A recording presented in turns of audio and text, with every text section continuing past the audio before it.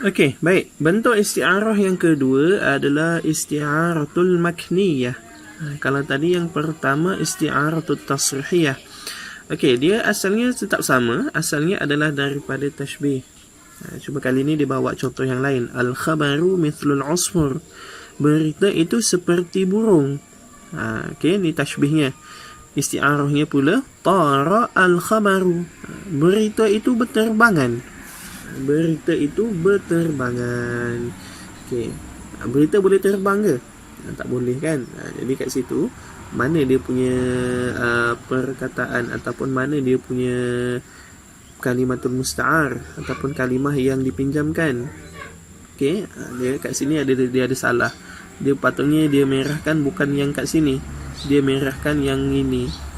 Yang sini pun bukan yang ini yang dia merahkan, tapi yang ini yang dia merahkan sepatutnya. Okey. Jadi bagaimana nak buat isti'aratul makniyah? Huzifal musyabbah bihi minat tashbih. Dia buang musyabbah bihi. Mana musyabbah bihi? Ini musyabbah, ini musyabbah bihi. Kalau tadi isti'aratul tasrihiyah dia buang apa? Dia buang musyabbah. Kalau isti'aratul makniyah dia buang musyabbah bihi. Dia buang musyabbah bihi-nya dibuang. Okey. Zikru syai'in min lawazimihi. Sebutkan sesuatu. Sesuatu tu tak kisahlah apa. Min lawazimihi, daripada kebiasaannya. Kebiasaan apa? Kebiasaan musyabbah bihi yang dibuang ni. Kebiasaan dia apa? Salah satu. Kita pilihlah. Kita buat. Kita yang pilih, kita yang buat. Okey. Jadi dalam contoh ni, dalam kes ini, dalam ayat ini, dia ambil satu lawazim kebiasaan yang sangat dikenali bagi seekor burung. Tara. Tara tu apa maksudnya? Terbang. Terbang jadi digantikan dekat sini. Terbang. Terbang. Berita itu terbang. Bukan maksudnya berita itu ada sayap, ada kepak boleh terbang. Tapi maksudnya berita itu tersebar. Okey, macam burung yang berterbangan. Okey. Qarinah mani'ah dia apa? Tara. Ni yang kita reka. Yang kita reka, yang kita buat tara. Sebab kenapa kita pilih tara? Tara, terbang ini salah satu daripada lawazim kebiasaan bagi burung. Burung yang merupakan musyabbah bihi dalam tashbih yang kita ada ni. Okay? Jadi ayatnya akhirnya jadinya tara al-khabar. Berita itu berterbangan. Okey, kita tengok contoh yang lain. Okey, Ustaz dah bagi dua contoh kat situ. Contoh yang pertama kita ambil sama dengan contoh yang kat atas tadi. Al-mar'atu mithluz zahrah. Gadis itu seperti bunga. Gadis itu seperti bunga. Yang kedua, al-muallimu mithlul asad. Guru itu, cikgu itu seperti singa. Sebab apa? Apa kaitannya?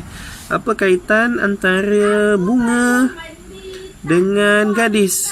Antara gadis dengan bunga kaitannya cantik. Apa kaitan antara singa dengan cikgu? Antara cikgu dengan singa kaitannya adalah garang. Okey, kita ambil garang lah.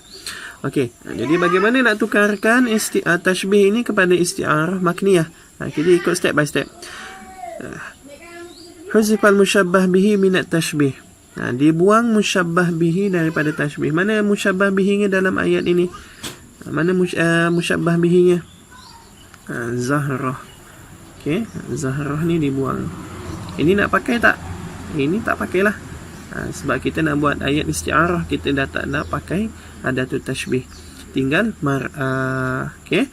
Jadi yang kedua, zikru syai'in min lawazimihi. Sebutkan sesuatu daripada lawazim. Lawazim ni untuk pengetahuan anda semua, lawazim ni kita buat, kita reka, kita ambil daripada fi'il, dalam bentuk fi'il. Okey. Sebab lawazim ni dia berbentuk perbuatan. Lawazim, kebiasaannya buat apa? Kebiasaannya buat apa? Jadi buat itu adalah buat fi'il. Okey, jadi apa kebiasaan yang dibuat oleh bunga ni?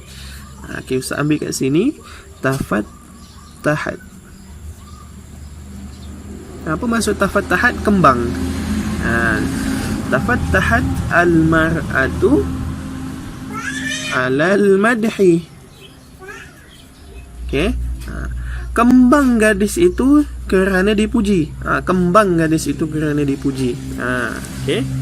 Jadi adakah gadis tu mengembang lepas dipuji? Tak. Jadi maksudnya apa? Apa yang dibuatnya? Tersenyum. Tersenyum gadis itu sebab dipuji. Bukan bila dipuji gadis tu kembang. Tak. Okey. Daripada mana datangnya tafattuhat ini? Lawazim.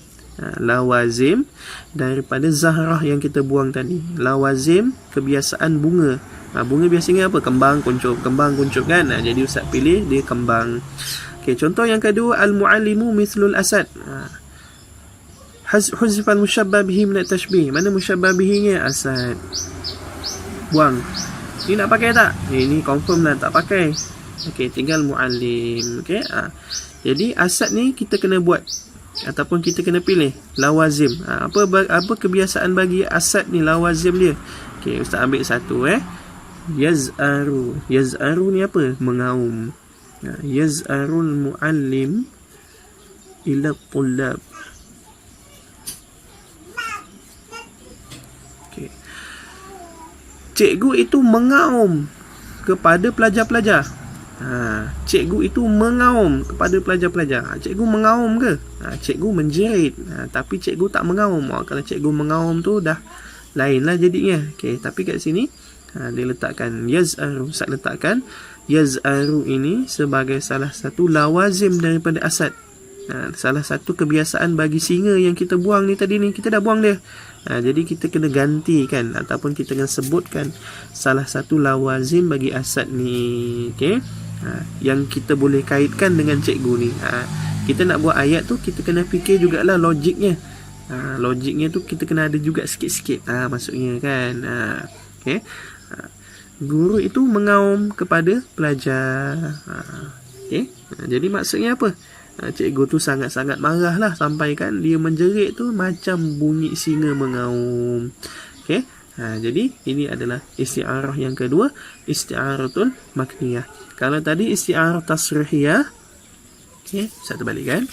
Kalau tadi isti'aratul tasrihiyah, dia buang musyabbah daripada tashbih.